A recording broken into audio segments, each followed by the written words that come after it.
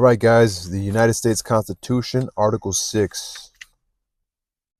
It's just Article 6. There is no sections within this article.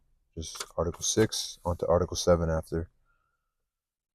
So Article 6, the American Constitution, Constitution of the United States.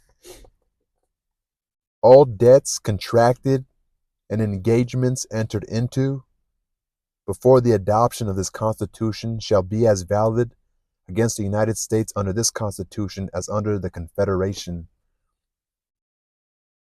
This Constitution and the laws of the United States which shall be made in pursuance thereof, and all treaties made or which shall be made under the authority of the United States, shall be the supreme law of the land, and the judges in every state shall be bound thereby, anything in the Constitution or laws of any state to the contrary notwithstanding.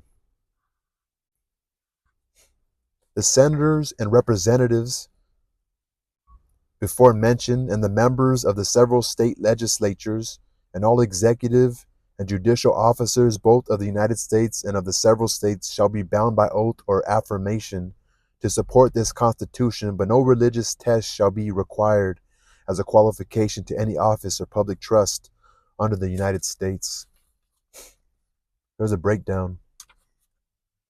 At the time the Constitution was created, the continental government, the individual governments of these states, and many private citizens had all accumulated substantial debt obligations.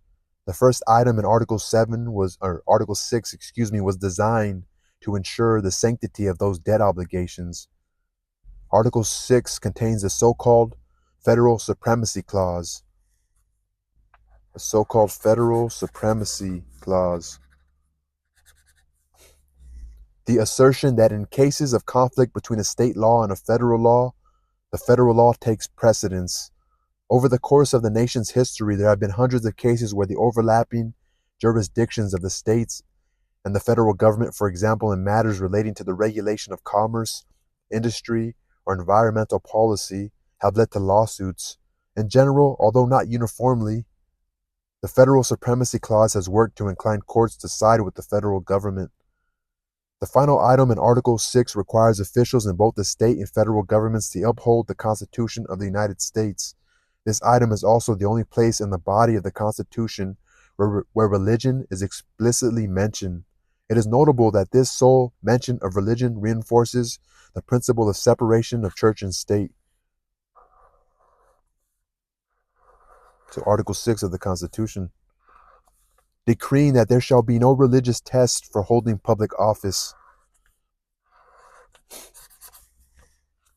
All right, guys, that's the end of Article 6. Then we got Article 7. That's pretty much it.